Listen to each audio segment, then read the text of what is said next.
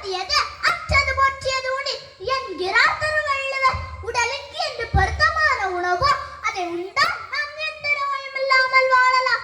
சாமை திணை போன்ற வேதிப்பொருள் கலக்காமல் விளைச்சலில் விளையும் உணவுகளை